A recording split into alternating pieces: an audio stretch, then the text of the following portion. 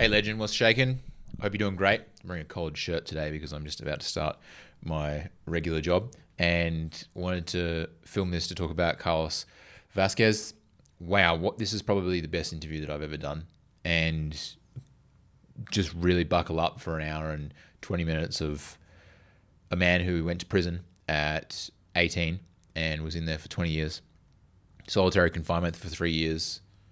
One of the quotes that he says in this interview is that when he went into prison, he had to make a choice and he made a decision in that moment to be the most violent man in that entire prison. So this is a really crazy interview. It's phenomenal. It really helped to shift the way that I see the world and my own life. And it really just is inspiring and encouraging and just an incredible testament to what someone can go through. And so I really hope you enjoy it. It blew my mind, and I got to ask a lot of questions that I've always wondered of someone who's been to prison as long as this man and has come out the other side just an unbelievable human being. So hope you enjoy it, and really is a pleasure to be able to share something like this with you. Talk to you soon. What a pleasure, man. I'm looking forward to jumping into this. I've been looking forward to this episode all week. Thanks for jumping on. Yeah, thank you. Thank you for having me. A lot of respect for you and what you do. Let's jump into it. I'd love to start off. Your dad bounced at 13, and then what happened next? Yeah, thank you, first of all, for sharing that. I didn't know that about you. And it definitely makes me feel more comfortable about being vulnerable in this space. So I appreciate that. Yeah, my dad left at 13 years old, and everything changed. And I always equate that to the power of one man or one person, period, that they could have on a person. So, my dad left at 13 years old. Before that, I went to Catholic school. I played baseball, got straight A's in school. But as soon as my dad left, everything went downhill. And it started with my mother going into a depression. And she went into a depression and she was forced to take on multiple jobs. And my sister got pregnant at 16. So the household became really just toxic. And it got really negative because my sister and my mother used to fight every day, blame each other for why my dad left and why they were feeling the way they were feeling. And so for me, I went toward my mother to seek help and guidance and understanding. And she kind of put this wall up, and it was because of the depression and all the things that she had went through. So I felt like the one person that I was closest to put this wall up, and so I had nobody there and I didn't want to be there anymore. So when I was 13, I ran away from home into the streets and ended up in a gang infested neighborhood around all the wrong people. Remember, I was sleeping in a car in the back of an apartment complex when I first ran away at 13 to 14, all the way to 15, 16. Um, and I met my best friend at the time, who was Chris, and Chris was 3 years older than me, and he kind of taught me that life. Because I didn't know about that, like, drugs, and I didn't know about gangs, and I didn't know about violence, and I didn't know about that environment. So when I was there, I was like a fish out of water, and so Chris kind of took me under his wing as like my big brother, my mentor, and showed me how to survive in that life. He showed me how to sell drugs. He showed me how to carry a gun. He showed me what areas to go to, what areas not to. And so I adopted that belief system that he had adopted. And I quickly got addicted to drugs and alcohol, quickly got involved with gang activity, At quickly. 14? Yeah, yeah, 14, quickly became a gang member. And then just in and out of juvenile detention centers, and um, I remember when I was 16 years old, and Chris was 19 at the time.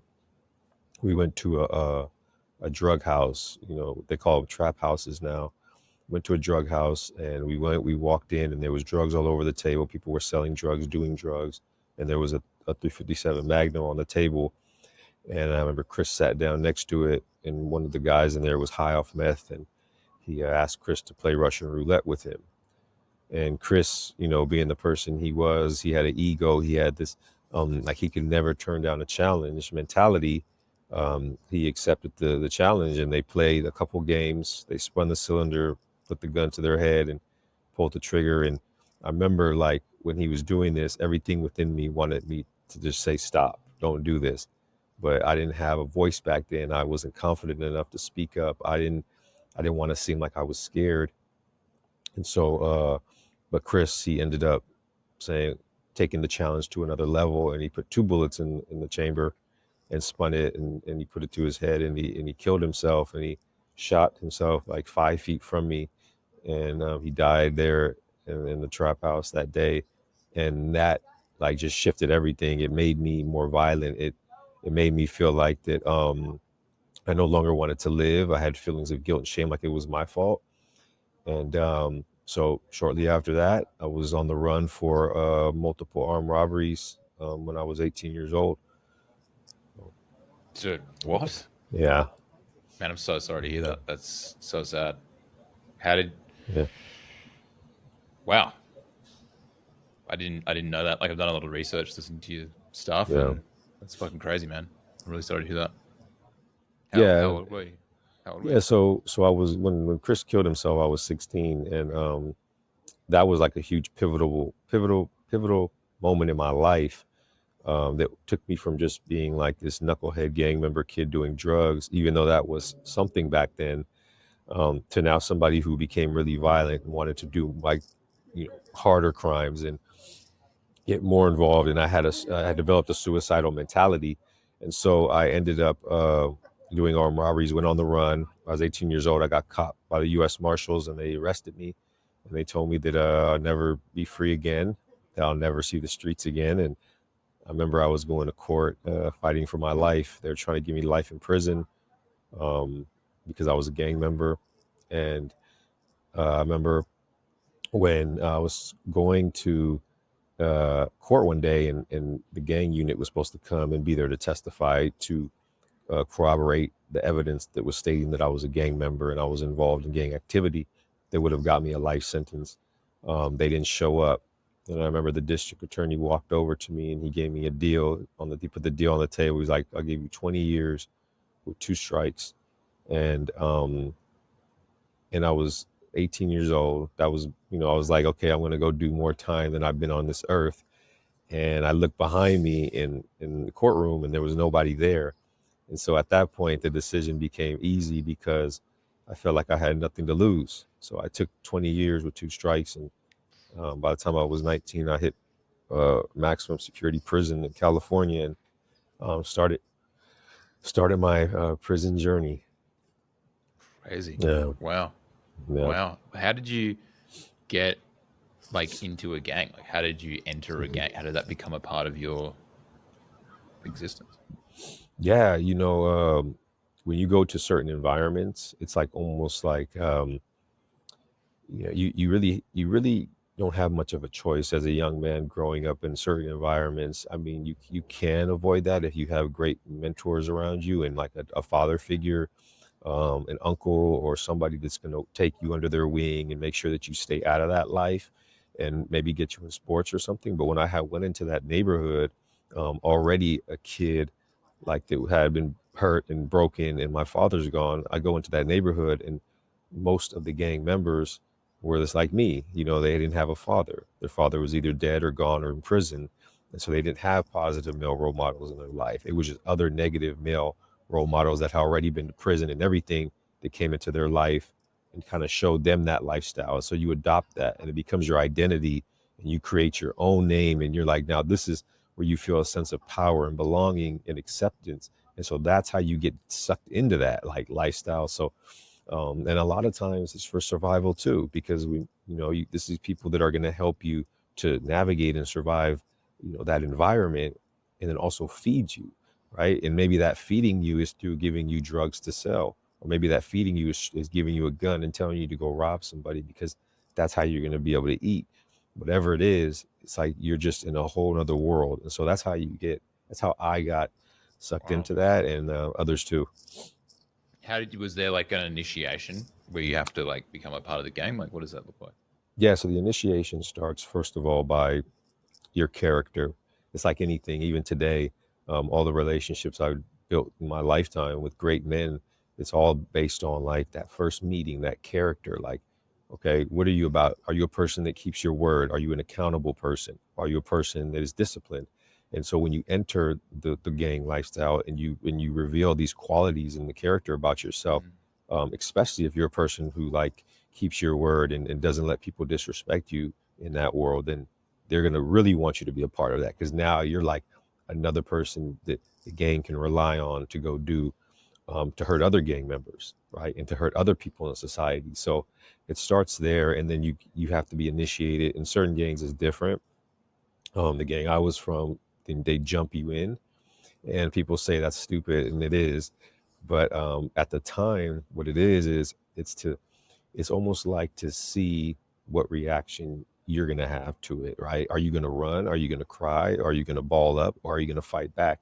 And it's like a metaphor to life because we, even to this day, like everything I do is just about fighting, but now I'm not fighting physically. It's more of like just fighting to be have a successful company, fighting to have a successful relationship, fighting to make a great impact in this world against all the negative forces. It's the same in that world. It's like, and so you have to fight, and then at the end, you're embraced, and you're like, okay, you have heart, and so you can now be a part of this, and so that's kind of the initiation process.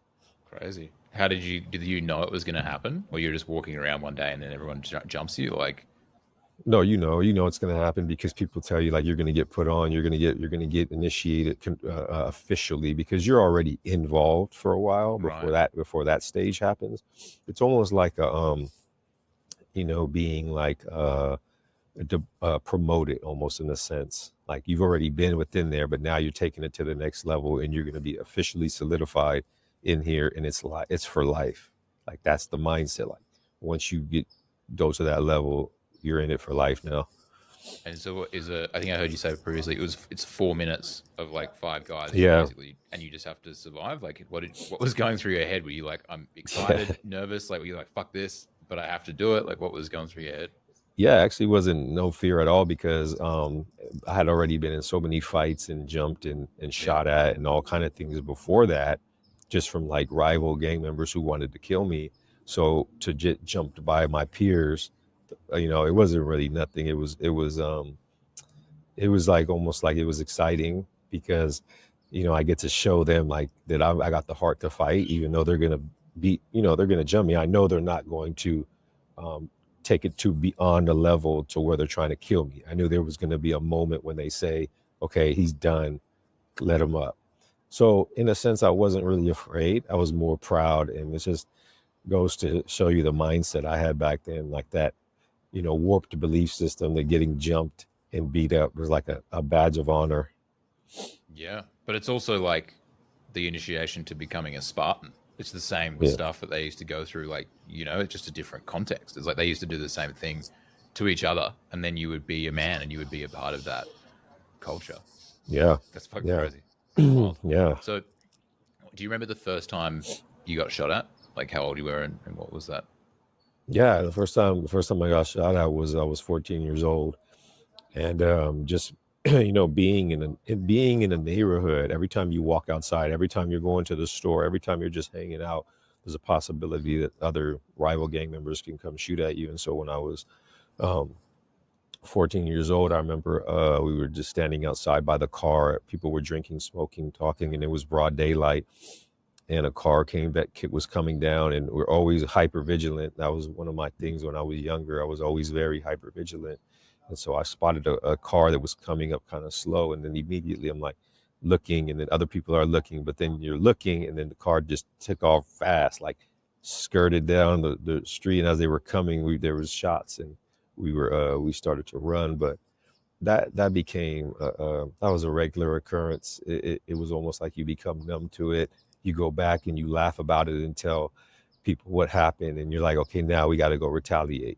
And so it's the repetitive cycle of that, and it's almost like which is why it's crazy because when I think about it in retrospect, I'm like, I was a completely different person back then than the person I am I bet. today. Yeah, that's just and it even shocks me when I talk about it because I'm like, who was that? Who was that guy? But a lot of the same qualities that were in me back then are in me now. I just channel them in a different way. Like, my loyalty, my work ethic, my drive, my ambition, in that world was no different than what it is now. I just do it in a different way now. Yeah. Yeah. There's this amazing book that I don't know if you've read it. I'd love to send you a copy. It's called The Way of Men by Jack Donovan. Yeah, It's I'd love to. it's amazing. Have you read it? Have you heard about it? No, I haven't read it. Oh No. man, so incredible. Like, yeah, and he just talks about kind of what you're saying is Yeah. like how society values men versus how other men value each other. And they're Yeah. completely different. Is like, no matter what the circumstances are, whether it's, the circumstance that you were when you were younger Mhm. versus now, it's like discipline, accountability, like being true to your word, like Yeah. actually being valuable to, he talks about gangs is like, that's how we operated as men and throughout all of history is like in these groups. And now we've just moved, we have them in different environments, whether it's corporate or, on the Right. streets, or whether it's, on a fishing boat, which was where I had my, really good experiences of kind of growing Mhm. up. There's like, was the same things mattered, and that's how you Hmm. get somewhere in life is by having those values. Wow. Yeah. So then, and then what happened when you went and accepted that 20 years? Yeah. So I accepted the 20 years. Did you just think like, fuck it, Yeah, like because I was life facing over, or life. Yeah, I was facing life in prison, and when they gave me the deal for 20 years with two strikes, and in California at the time, two strikes means one more thing, you get life in prison. So I figured I was going to get life in prison anyway. At least I have a probably a 5 to 10% chance of not getting life in prison, which was the fact that I had one strike left.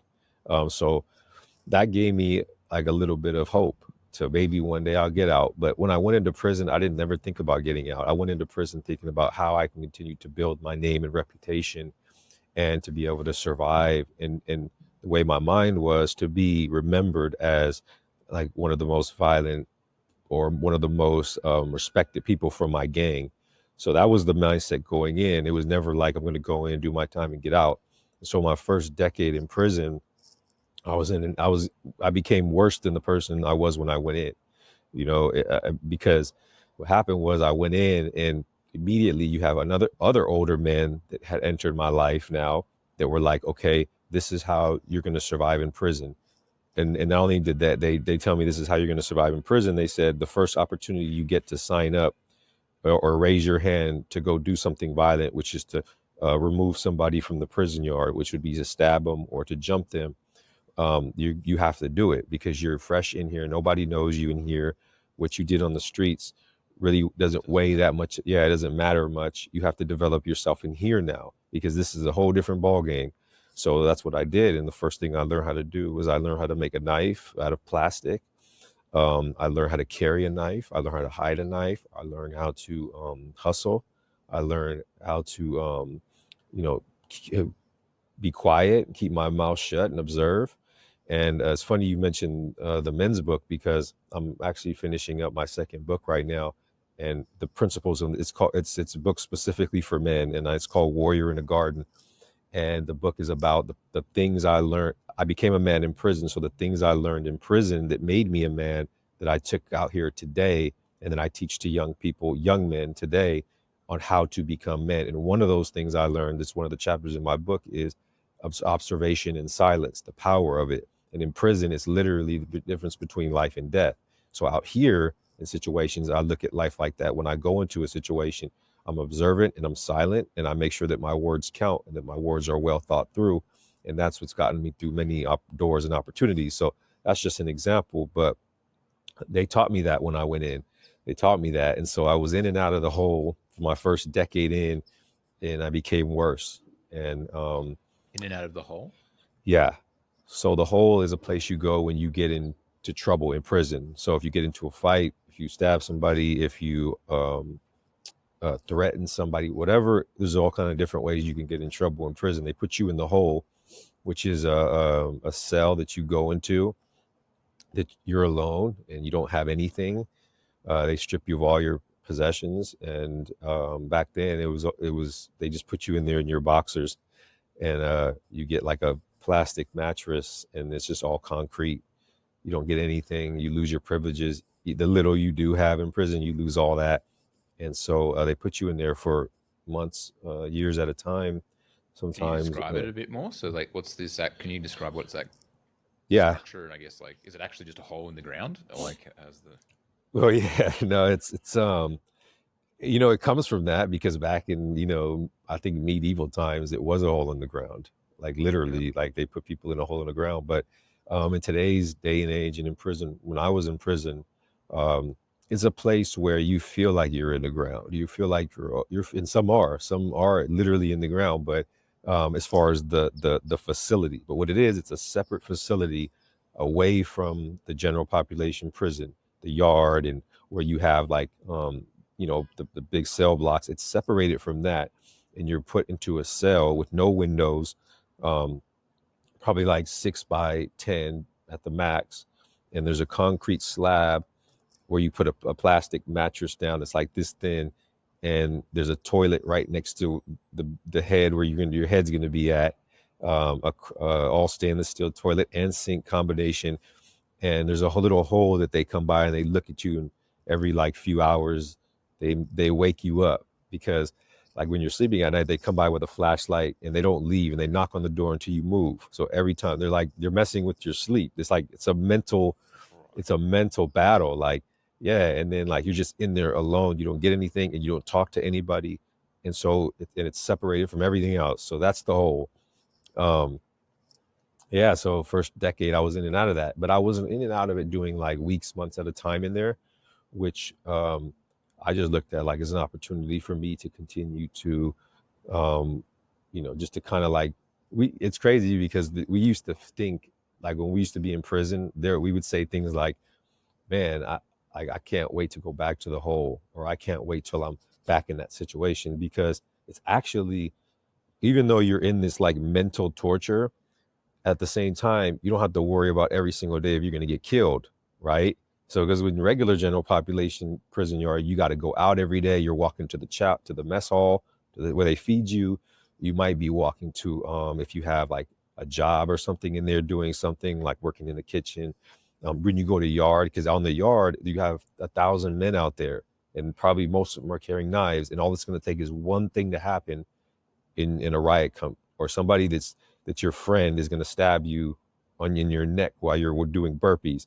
So when you're in the hole, you're alone, you're away from all that. So in a sense, we used to kind of like look at that as an opportunity to find some peace, as crazy as it sounds. um yeah, I was in and out for months at a time, but then after 10 years into prison, I became a shot caller in prison, which meant that I had the control of basically people's lives, um, and meaning that I was in my specific group of individuals, I had the power, so I could tell somebody to go kill somebody, and they would have to do it. When there was an issue going on, a potential riot, the leaders of the other, the Aryan Brothers and all these other organizations in there would come, and we would meet. So it's a role of leadership. So I became a shot caller, and they ended up, the facility, the prison, uh, correctional officers and staff found out, which they always do. And then they locked me up in solitary they put me back there, and they said they were going to keep me back there for 3 years in solitary confinement. So that's when everything changed. wow, So man. yeah. Before, I mean, I'd love to go into that section because it feels like the Hmm. turning of a new chapter. Right. But like, what was it like when in that first moment where you had to go and get involved? Like, you got into prison, and you were just like, okay, I'm just going to be as violent as possible and try and make a name for myself. Like, what did you think in your head? What did you go and do to make something happen? Yeah, I was just it's funny because So, I mean, there's all these politics that you don't know yeah. about. Like you said, you mentioned there's these Aryans and there's all these other Yep. gangs. Like, how do you navigate that when you're first coming in? I just spent like my first year learning. I just spent my first year observing, asking questions, Mm, um, wanting to learn how to do everything, like, meaning like how to, hustle in there, how to survive, like what's the routine, what's the structure, who are the most respected people at this prison. I'm going to do what they're doing. You know what I mean? And it's no different than life out here. It's like they say, success leaves clues, right? If you follow the ways of successful people, especially if you have a mentor, your chances of being successful are far greater. And so in there, it's the same thing. Those successful people were like the most respected and the ones who had already had that name established. So I went up under their wing and I sought their guidance, and they taught me and they gave me advice and they told me what I needed to do. And so that first year, that's what I did. But it always circled back to me having to earn my bones, right? And that's another chapter in my book. Earn your bones, like prove it, like prove that you're really um, you're going to be a person in here that can be trusted, a person that here that's not to be messed with, a person in here that's going to um, be active and violent when they need to be, a person in here that's in physical and mental shape to be able to not only to fight, but also to like mentally deal with it. Because if you, when I went to prison, if you go to medical to get like mental help, like even though you've probably seen all kind of shit in your life, if you go to medical to get mental help, you're seen as weak. Like we don't do mental health here. We don't get psych meds here. Like we don't seek help here for PTSD. Like, and so that's what I'm talking about, the mental aspect of it, all those things. So my first year, that's what I did. And then the first opportunity I had to be a part of removing somebody, which means that when you remove somebody, it's because the person that that's there on the prison yard did something wrong, or they came in for like rape or child molestation, or they came in there for telling on somebody, or they've been working with the correctional officers, or they've been working with the police. That's like okay, now that person needs to be removed. They can't be amongst us. And then so okay, I want to be a part of that.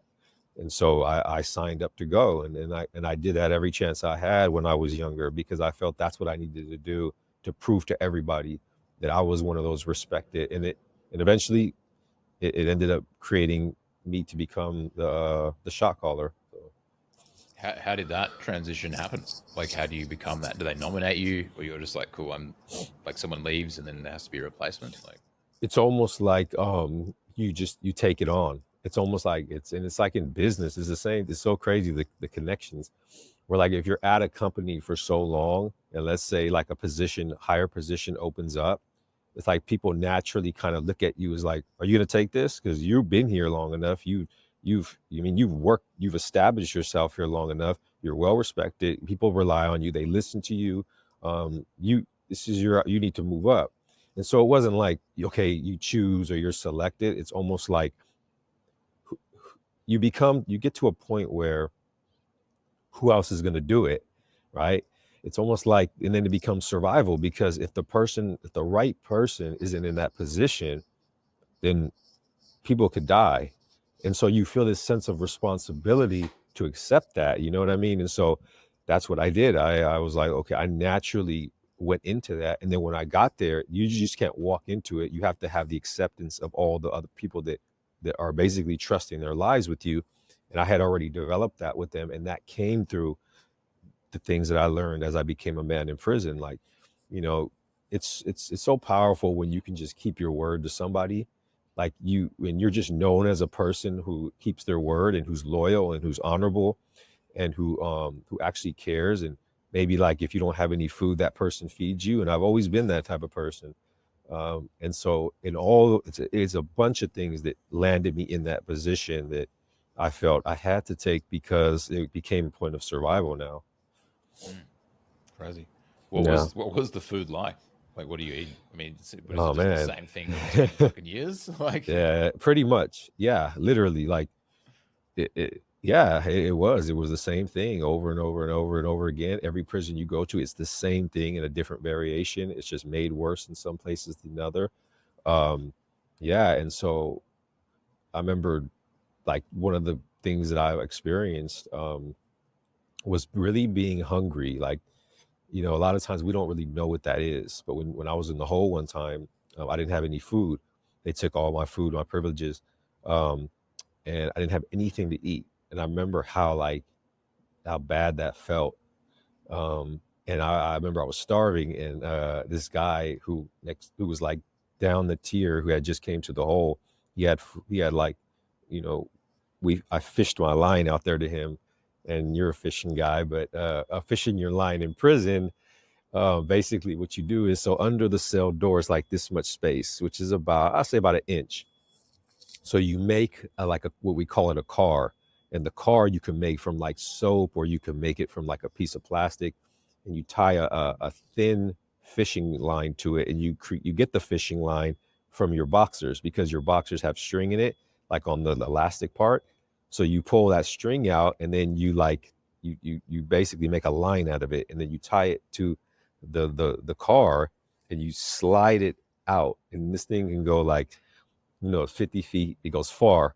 Boom. And then you attach like things to it. You attach notes and messages, and you ask people for things. And so anyway, I did that, and I fished down to him, just to introduce myself, because you're so desperate to have a conversation.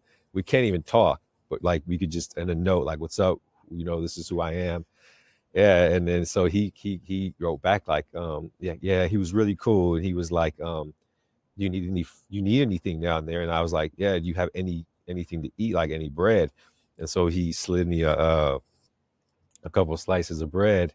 And I remember it was crazy, because when I was eating the bread, and I was like, this guy down there, down the tier, he's like my enemy. But yet my enemy fed me in both of our time of extreme adversity. And I learned something about that day. I learned that there's like humanity still existed, that even like above, like beneath the exterior that him and I had created, right? This identity of like, we hate each other. When the doors open up, we'll attack each other. Beneath that, we're human beings. And beneath that, there was something there for him to feed me, right? And for me to extend the offer back whenever I was able to get something. And it taught me something that like, in times of extreme struggle, people come together and they help each other. And it kind of gave me hope for, you know, it gave me a lot of hope to go out there and start to look at different people from a different perspective. Not everybody from my enemy neighborhood is really my enemy. There might be a person that feeds me when nobody else is around. That might be a person to save my life. And as time went on, that's exactly what ended up happening on multiple occasions. Really? Yeah. Yeah. That And then, particular guy, or just other people in no, those just other situations? people that at one point in my life I used to think of as an enemy, and I hated them. And it's almost like how we see in today's day and age, where you have different religious beliefs, even wars going on because of different belief systems. Um, and people hate each other, and they want to just eliminate each other. And it's the same thing in that gang environment. Like, I don't even know this guy because he's from a different side of town. I want to eliminate him. He wants to eliminate me. But what prison did, it put us all in a confined area together. We had to coexist. And the reason, and yeah, there was wars, and there was fights, and there was riots and battles, and people were getting killed, all that. But there was moments when you just saw that, okay, we're all in a place that we don't want to be, and we're all going through stuff mentally. um, and sometimes, you know there were situations when those same guys that I probably would have killed on the streets, um, were actually some of the best people I've ever met in my life, and I'm still friends with a lot to this day. So Wow. it shifted my perspective on people, which is why I've committed my life to helping people now. Yeah. Crazy. uh, How did that bread taste? Fucking best oh bit of bread of your man, life, or what? yeah, amazing. It was amazing. And the bread's not good in there, but when you're starving, it's really good. Crazy. So are you like, so is he like across the hallway, and so you're shooting this car Hmm. directly across? Is that how it works? No, like, so he's like all the way to the right, straight. I can't see. All I'm looking at when I I look see out what of you're my saying. little window is a wall. Yeah. So it's just all about like, just you have to shoot it out to the right, and it goes down there. And sometimes you use the wall to bounce off of it, and then he sends his line out and captures my line and pulls my line in. And so that's fishing in prison. Dude, fucking crazy. That's a fucking wall bounce. That's so Yeah, wild. yeah. That's where I That's learned wild how as to fuck. fish, man. Yeah. Dude. So did you Yeah. did you ever like see this guy outside? Did you ever know who he was later on, or it was just like No, just never. Because we both went our separate wow. ways. We got transferred, and there you're basically at the hands of the institution. They can transfer you wherever they want. They could put you on any yard you want. So Crazy. you have quick encounters with people all the time that you never see again. But um, yeah, I never forgot that though. It always stuck I with me. bet. Yeah. Yeah, I bet, man. Wow. Yeah. How did you feel? I guess when you became that shot caller, and then we can transition into that next Mhm. chapter. But at that age that you were you like proud, or were you like, okay, this is just another level, I have to go harder? Like, what was running through your mind? Did you have to prove yourself? Like, what was the mentality? Man, it was,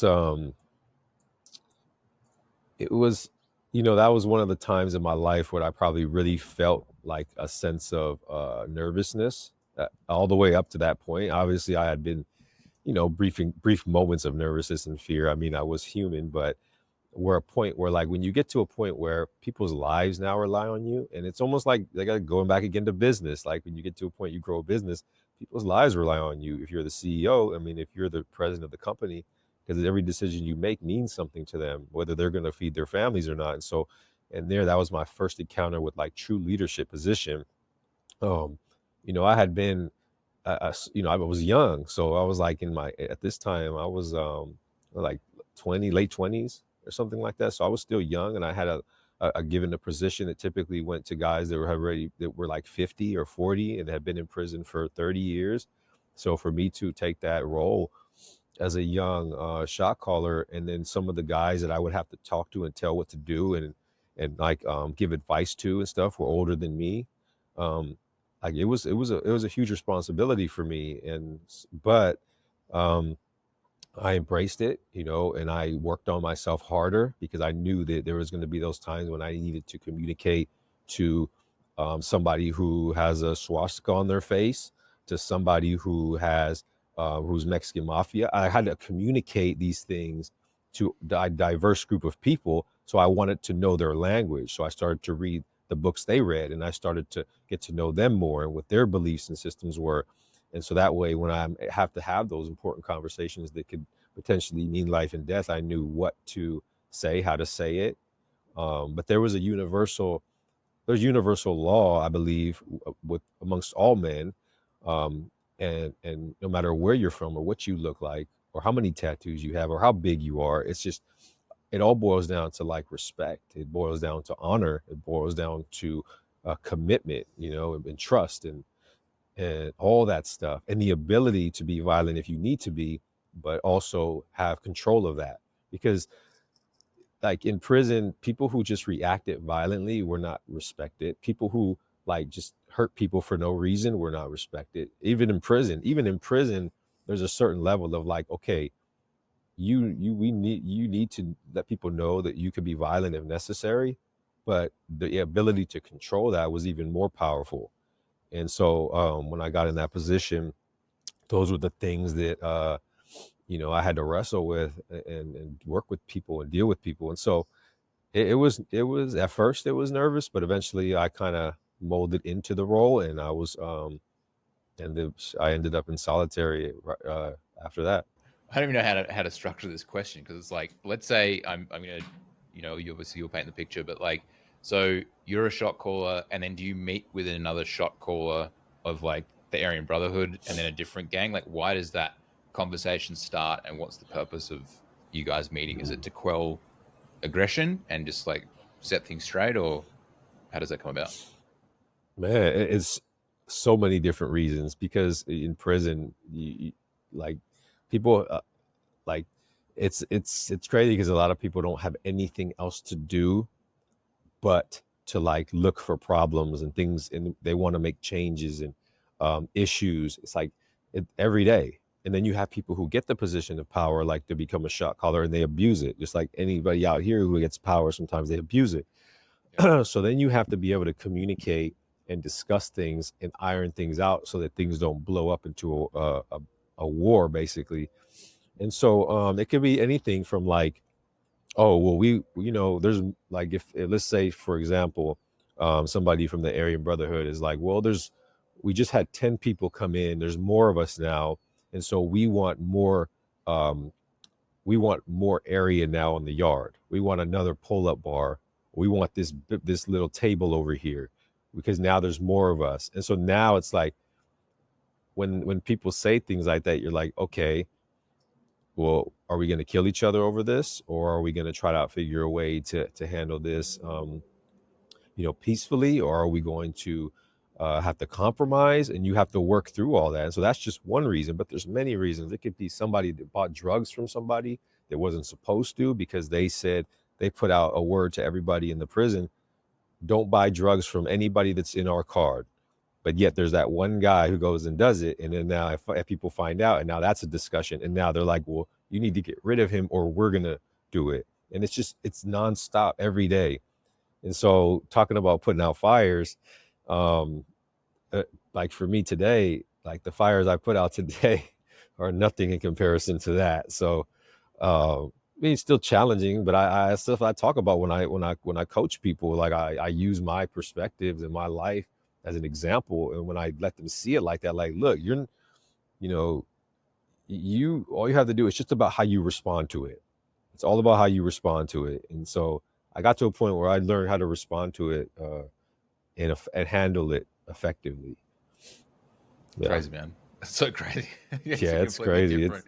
Well, like Yeah. dealing with some shit at work this week, and I'm like, yeah, no one's life is on the line, you know? Yeah, exactly. The small things, like, you know, sometimes, people's lives can be affected. And I've noticed that out here, in the free world, that like if bad decisions can create people to lose their jobs, which is horrible. I mean, that's a bad thing. And it does so much negative to so many people. But aside from that, I mean, like you said, like your life isn't on the line, it's a huge different way of looking at things when it's like that. Yeah, 100%. And so that Mhm. sounds like there was this real transition period when you got put in a long section of some solitary confinement. Is that right? Yeah, so got put in solitary confinement and I went, and they initially gave me 3 years. And this is So 3 years in the hole. It's the yeah, same scenario yeah, that you painted earlier. same scenario. What did you do that caused, like, 3 years is a long, long time. Man. Yeah, man. It, it's a long time. And I remember when I got the 3 years, I was thinking at first, okay, I could do 3 years. I've done months at a time. I could do it. But they ended up, when you get that much time. So in prison, if you go to the hole with, let's say, a few months, they put you in a separate part of the hole. But once you have like over a year of whole time that you have to do, they put you in another part, which is even more of a security housing unit. That's actually why it's called the shoe. um, so I ended up there. And when I went there, I was like, okay, I'm gonna go do 3 years. I could do this. When I went there and I went back there, I ran into guys back there who had been back there for 20, 30 years in the hole, in the 20, suit. 30 years? Yeah, Bro. 20, 30 years. Yeah. And they had originally went back there with 1 year or 2 years or 3 years. Um, because once you're there, they don't have to let you go. Like every year you have to go in front of a committee and you have to be cleared to be released. And so, as long as they can continue to prove that you're a threat to the safety and security of the institution, then they don't have to let you out. And so, when I started to learn that, I had heard about it before, but once I saw and met people that were in situations and they were like, "Yeah, you're not. As long as they can continue to prove that you were a shot caller and that you're going to go back out there and do that, they're not going to let you go." And so, my mindset back then was like, "Well, then I'm probably never going to get out of here." And it's like at that point I was like, man, I can't do this. I can't be back here for that, and for that amount of time. And then just thinking about that, but also thinking about everything in my life in that moment started to just like catch up with me. Like from I was a kid, to my mother, to my sister, to my father, to all the people I hurt, to the life I had, the life I was living, all that stuff caught up with me, and it just like became so overwhelming. And it was like literally when people say you carrying weight on you, it's like I really felt that. Like I couldn't even breathe at times. And I didn't know back then, but in this day I know now that a lot of that was anxiety and just a lot of feelings of guilt, and then PTSD. I couldn't sleep at night. I was having nightmares, and all this hit me. It just hit me so hard. And I remember I got to a point where it's like, well, I'm just going to end my life. um I didn't want to live anymore. I feel like there was no purpose. Even if I got out of the hole, what purpose did I have? What life did I have? I was doing nothing but causing destruction.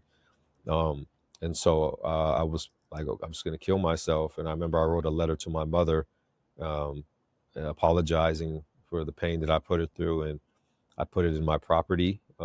my little property that I had, and I knew that if when they found me, found me dead, that they would give my property to my mother. So that's why I put it in there. But and it, so I planned, to do it, and I was going to do it when I went out to take a shower. And in the hole at this time, you were only getting showers every other day. You didn't get a shower every day. So when you got a shower, the correction officer would come and they would cuff you and take you out into the shower, and then they would uncuff you and then shower, and they're supposed to stand there and watch you. And then so you can, at that point, you can ask for a razor to shave. And I knew that was my opportunity, right? I was going to break the razor open and kill myself. And the guards, they become loose after a while, so they don't really watch you as much. They kind of give you that respect where they'll turn their back on you while you're showering, even though they're supposed to watch you. But even guards there, some of the guards in prison, they respected us more than others. And so that's when I was going to do it. So I planned it because it's not easy to commit suicide in solitary confinement. It's not easy to do it because so many people do it, right? And so many people get to that point, and so they made it difficult. And so that was my only opportunity. And so yeah, I planned it, and I was getting ready to do it. And the next day, actually, and that night, a chaplain was walking the corridor of solitary confinement, and he stopped by my cell, and he gave me the Bible, and he called me over, and he gave me the Bible, and he told me that he knew I was going through something. He could see it all over me, um, but he also knew that I had a purpose, and he knew that um, I had a great purpose, and he challenged me to figure out what that purpose was. And he told me everything I needed to hear that night, to get me through one more day, to keep me from committing suicide the next day. And that's why I tell people it wasn't just the chaplain, it was God speaking through him.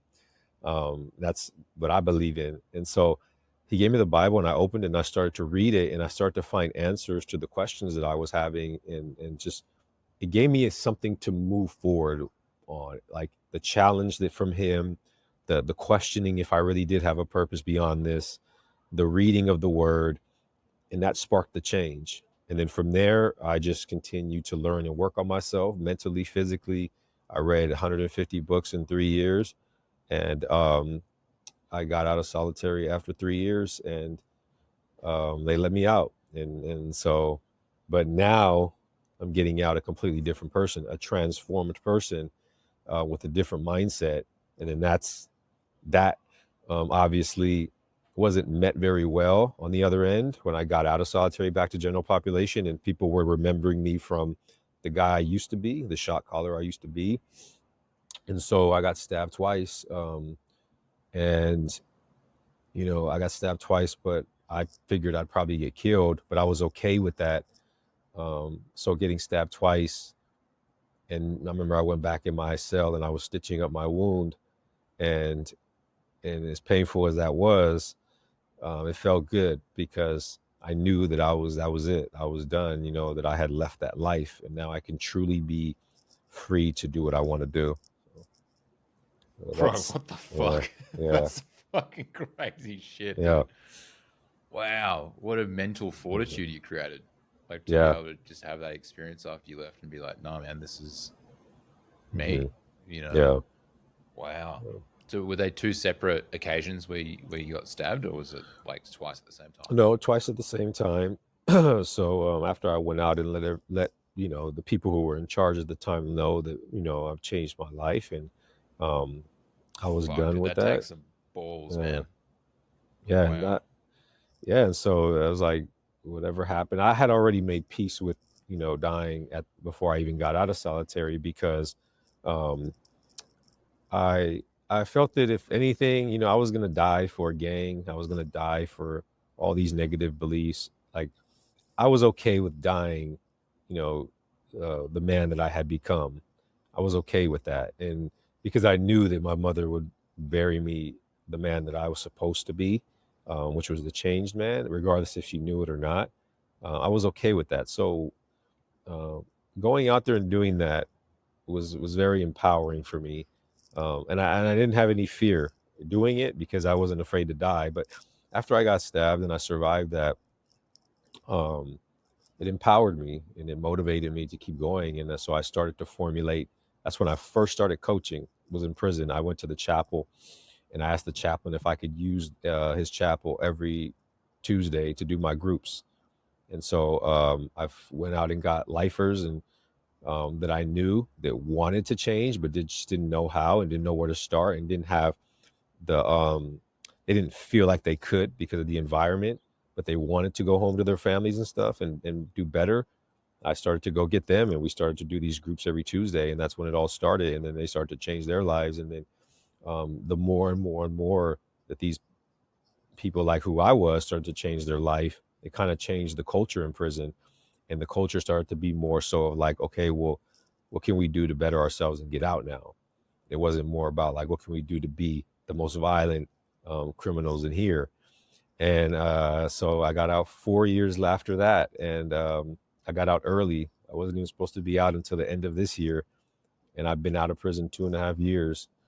And I got out 4 years earlier than I expected, and I walked out of prison on June 25th, 2021, with $200 in my pocket. That was it. That's Bro, it. Yeah. amazing, man. That was an amazing Yeah. story. How did Yeah. like when you after you had that conversation and you stitched yourself up, like did you were you isolated? You know, was everyone like, who the fuck does Carlos think he is, or like Yeah. what was that environment like for you? And then did you just start to invite people to the chapel? Like, how did that transition happen? Yeah. So, It was 4 years. It was 4 years. It's a long. It's also a long time. That's what I'm yeah, saying. yeah, yeah. So I got out, and after I got stabbed, I got stabbed, and I got stabbed, and I didn't get. It wasn't like I got stabbed and I went to the hospital, and then there was a big investigation, and it wasn't. I got stabbed, and no correction officer guards, nobody saw it. I got stabbed in a blind spot, what we used to call it in prison, a blind spot where nobody can see anything, and that's usually where people get killed. And so it's like almost like you have a predator watching your every move, and as soon as they catch you in a moment where you're like slipping up or you're not watching your back or you're in a blind spot, then that's when they move on you. And so it had been already been obviously planned, or um and so I survived it. But once I got stabbed, um I walked back to my cell. I walked back to my cell, and I went in there, and I already knew how to stitch up a wound. I learned that when I first went into prison, because you can't go tell, and unless you're dying, unless you just like you have no control and you're just there and they have to take you. You can't go, because then you have to tell what happened. And if you tell what happens, then you're gonna really get killed eventually. So I already knew how to take care of my wounds and stab them, and I knew it wasn't nothing I couldn't handle. So I did it, and yeah, and I just basically healed. I walked the next day. I walked back out there, and I'm pretty sure everybody probably knew what happened. They expected me to come out and just try to stab the person back, or like do other stuff, or stab somebody. But once they saw that I didn't let it phase me or deter me from my transformation, I think they just like, okay, he's serious. Like, he's not. It's not a joke for him. It's not a game for him. He's really done. And that was what kind of.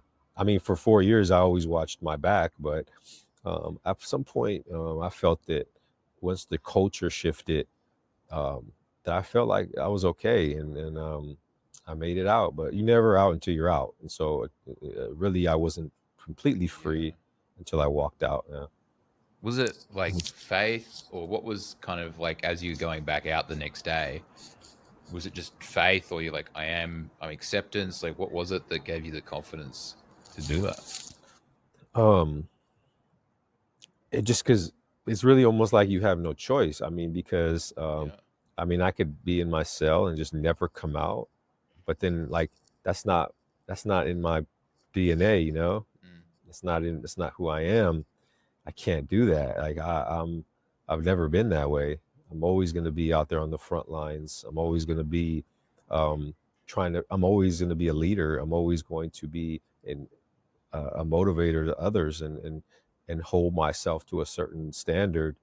And so, I and that's why I went out and tried to help other people change, because I could have just kept everything to myself and transformed my life and kept quiet and walked out of prison and went and just did regular things in life and and that's it. I didn't have to go out there and try to help other people change and lifers get on track and then get out here and go do all the work that I'm doing now.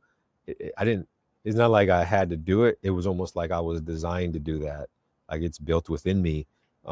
And so yeah, it was nothing for me to get up the next day and walk back out and be like, okay, um, here's what I know, and there's some great men here who just need help, and I'm going to help you. And so it was like it was a duty really of mine. I Mm, feel, yeah, mm. And did you just invite people? Like, what do you think the things? What yeah. were some of the So things you think you said that actually got them to come and change? well, a couple of the guys I had already knew from back in the day, and so when I got out and I got stabbed and all that, they were kind of like there for me in a sense. Like, we respect what you did as far as changing your life. You deserve to go home. You deserve to do things right. And when they were saying it, I could feel that they wanted that too. They just didn't have the courage at the time to say it. But then once I saw me going to the chapel and I'm telling them like, hey, look, I got this program that I'm putting together, where we it's called an insight program, and we start to dig deeper into our lives and truly understand how we got to the point we are today. And started to create programs designed off of all the books I read and the studying I did in solitary. And it was crazy because we would go around in a circle and just share our stories and share our experiences and struggles, and people started to open up and we had breakthroughs, and people were like, I just talked about something that I've never talked about with anybody in my life. And then the healing process started because we started to see that there was commonality in our pain and hurt and struggle. And then now here is different tools and things that we can do to help each other. And it's empowering, and a lot of those lifers are out today and they're doing really good. And um, I'm just proud of that. And that's when I knew, when I walked out, that I had something there, that I knew that I wanted to continue to do that. I just didn't know how, where, what, when, where to get started, anything, but I knew I wanted to help transform lives. And so um, getting out of prison was like the beginning of another battle, but it's been good lately. It's been good. So Man, that's amazing. yeah, Yeah, it's wild, isn't it? Like the power yeah, of like for guys that haven't sat in like I've been yeah, involved in men's groups since I was like 20, yeah, and just completely changed my life. And it's yeah. like just meeting up once a week, talking about your life, being held accountable, sharing what's going on. Hmm. And just like that simple thing is like just lacking, like we talked about at the start, the lack of fathers and, those things. It's like just having that community can just radically shift everything. And it's just that there's also a commitment to showing up to each other that builds Right. trust, you know? It's like, fuck, Yeah. man, Yeah. wild. Were there Yeah. any books that really stood out to you as you were going through those? You read 150 in 3 years, and they obviously transformed you a lot. Were there any that really stood out, besides the Bible, like you mentioned? Yeah. The one book that stands out the most was Viktor Frankl's Man's Search for Meaning. Mm, Really stands out to me because here was a man that was, had been through something worse than what I was going through, but was still able to, you know, be in control by understanding that he has the ability to respond to his surroundings, and he could find purpose even in the pain, purpose even within struggle. There's purpose there, and that word just stood out to me. It's the same thing the chaplain told me. So that book was huge for me and still is. Um, and and then just being able to like read books, like because I started to get deep into psychology because I wanted to understand like how human behavior, because I wanted to understand like how did this kid in Catholic school end up where I am now in prison in a cell, solitary confinement. And so I became like obsessed with the wanting to know of that. So I started to read books by Carl Rogers. I started to read books by Eckhart Tolle. I started to read all kind of different books on human behavior, and even that's when I started to read more books too on like you know um, things that aren't related to human behavior, but like Rich Dad, Poor Dad books like that. Because for me, those books were like showed me that it's so much about just perspective and how you view things and how you say things and how you respond to things, and not saying things like, I can't do something, but what can I do to do it? like just those things, and I start to throw those into my mental bank and be like, man, this is like real stuff that I can use now. And I did, and it changed me. And then I was able to use all that too when I start to work with other people. So yeah, those are definitely books that that one specifically, man, Search for Meaning was a huge book for Mm, me. wild. Yeah. I'm so curious. Like, when you first got out of prison, what was the Mm. first thing you went and ate? Yeah. The first thing I ate was steak. Yeah, yeah. Like, the typical, what most, because I hadn't had real meat in 17 years. I mean, Wow. everything in prison is either soy meat, soy based, Gross, chicken. dude. Yeah, they don't give you a steak in there, especially a good steak at that. They give you like fake stuff. But so yeah, I had a steak, but that wasn't even like, you know, my best meal. But it was just and I wasn't really even that hungry because I guess because I was just so happy to be out.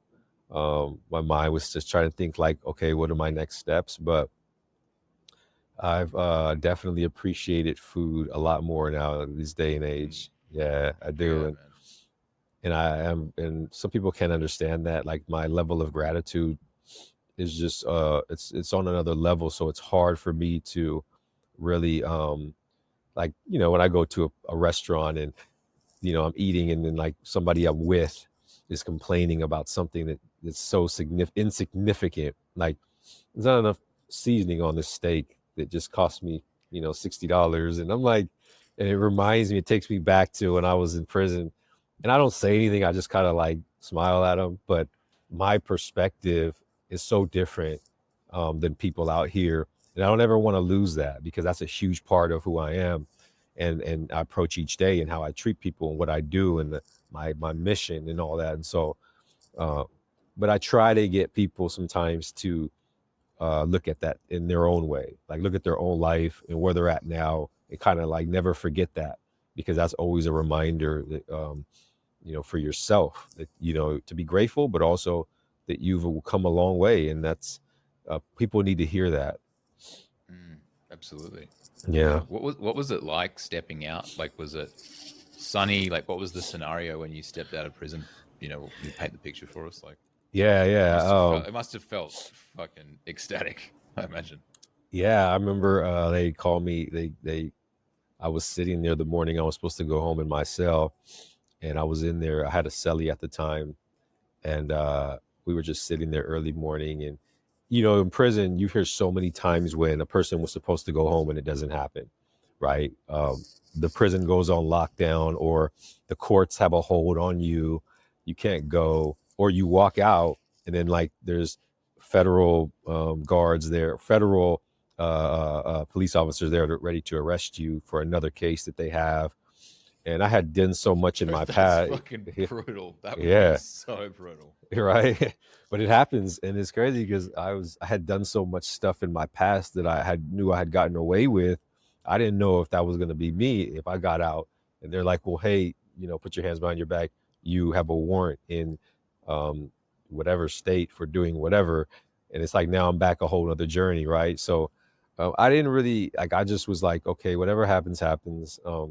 And they opened the door and I went out, and I said bye to my cellie, and I went out and said I went to the front, and I was going through all the procedures of like fingerprinting, they making sure it was me, checking like doing all the paperwork, and I went down to receiving and release, which is an area where people are coming before people are going.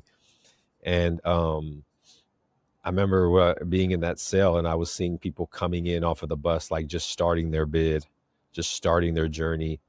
And I was just thinking and kind of sent some positive energy their way and on their journey. And I remember the day I was on the other end of that walking in, and now I'm about to walk out. And so yeah, they put me on a bus and they took me to the local bus station, and they gave me a prepaid card with $200 on it. And they said check into parole within 48 hours and good luck. That was it. So I walked out. Yeah. So yeah. So Wow, yeah, that's and it, fucking. Yeah, it's crazy, man. And then I ended up going to a city that I'd never been to, in an area that I don't know anything about, to stay with a friend of mine because I had nowhere to go. And she opened the door for me and helped me get on my feet. And um, I'll never forget that. And that's why to this day I take care of her and I always will. Um, and because like she literally bought me my first pair of shoes and literally like um gave me my first meal and like helped me out. And so I'm like forever indebted to her. And just it just shows like just people, sometimes people believe in you before you really truly believe in yourself. And so yeah, and so from there I went and I tried to get a job. I couldn't get a job. I applied 3 times and I couldn't get the job. So I ended up getting a part-time job at a nonprofit organization that works with people in prison. So I started there, and in the process of that, I started to like spend my time when I wasn't at work working on how to battle and working on like educating myself and learning what I needed to learn in order to start a business and how to use social media and how to even create a website and everything from the ground up. I just spent every single day learning and studying and meeting people and speaking at places for free as much as I can and sharing my story and sharing my message. And then it evolved into me starting my own company and now growing that. So yeah, and a quick time too. Like I said, Dude, I like know. yeah, it's a Been quick out for time. 2 years, dude. It's Yeah. fucking crazy. So Wow. yeah, I mean, so many other like one last question of curiosity before we yeah, double down on the coaching stuff. Was there yeah. like a like was it a fresh pair of socks or like was there a thing that happened in that first couple of days where you were like like free life is good, baby? Like Yeah, yeah. It's man, it's so much. But the one thing that I really appreciate it, and I did it when I lived down there. I moved since then, but every morning at 4 a.m. I would wake up and I would go and I would run down to the beach because she lived like across the street from the beach. And I would get up in the morning and 4 in the morning and I would go down and I would run down to the beach. And I remember I'd run down all the way to the beach and it was just quiet and then just the ocean and it was still kind of dark and the moon would be up and I would just like stand there and just like look at the moon and just feel the air and the freedom and just the ocean and the expansiveness of it. Like it just that moment, like and I would start to visualize like what I wanted to do and put it out there into the universe. And those moments like just like it kept me going. So that was to me like the most powerful thing um when I first got out. But like as far as like just like a material thing and like if we're talking about like fresh pair of socks and all that. And um just the ability to not have to wear gray and wear blue. You know what I'm saying? Like, yeah, like to actually wear like something with some color to it. When I would go buy something, that like I really like that because I hadn't worn anything outside of like a so handful of long, man. colors. Yeah, and in so many years. So yeah, Fuck, yep, that's epic. That's epic. I'd yeah, love to, transition into the coaching stuff because I'm really curious. I'm hmm going to try and hmm fumble my words a little bit here with like, keeping people anonymous or whatever. So yeah, this guy I know recently got shot, killed, mm, um, and the devastating for the family. Someone else retaliated, killed somebody else. It ended up being like 4 or 5 people got killed outside of prison because of this guy killed somebody in prison. wow, Um, and his younger family member is obviously influenced by that, And I'm just mm, curious if you have any, I've never experienced that before, but I know this kid, and so there's a bit of like, I mean, I've built myself into a pretty good situation.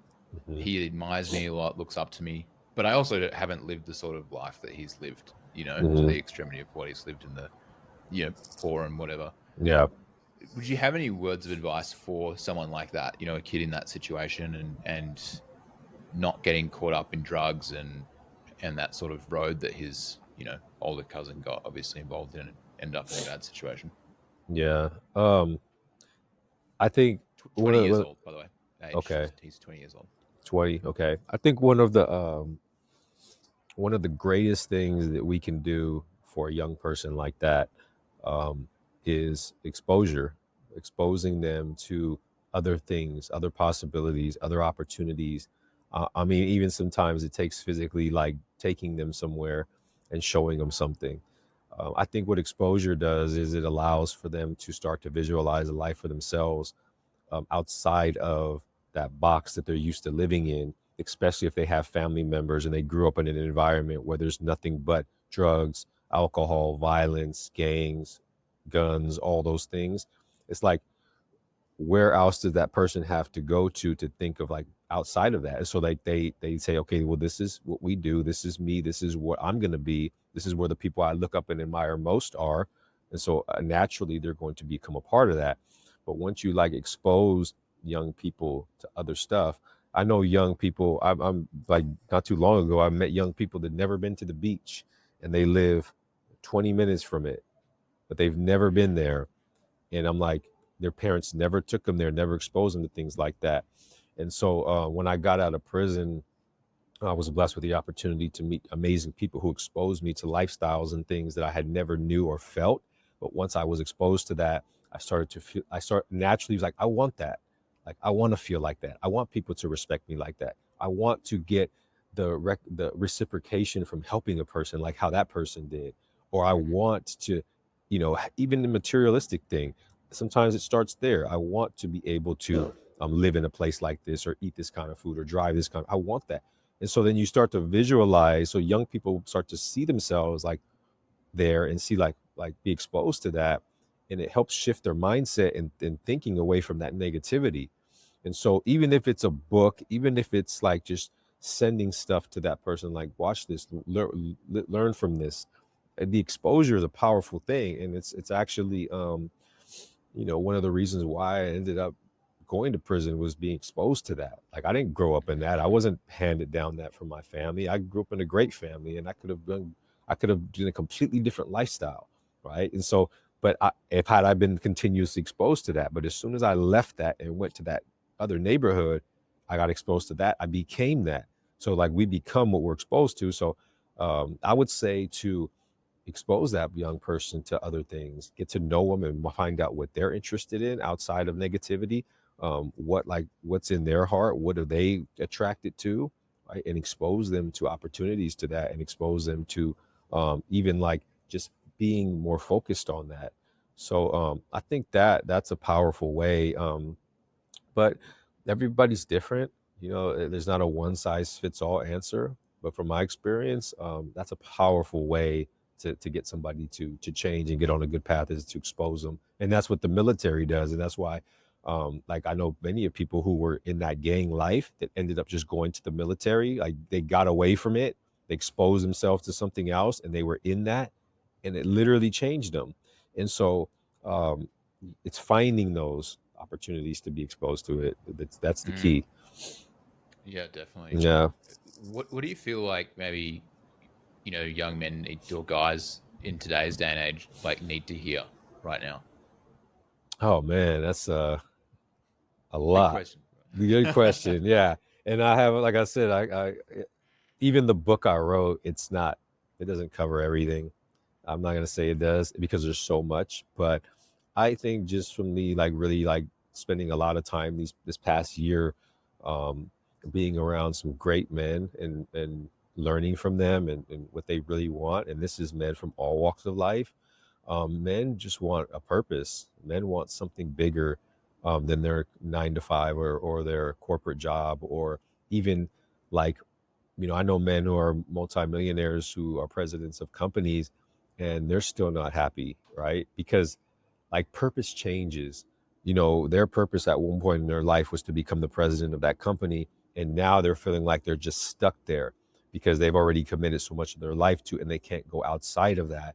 So they're unhappy because something else within them is calling them, or something's not fulfilled there. And so men want be a part of a greater purpose.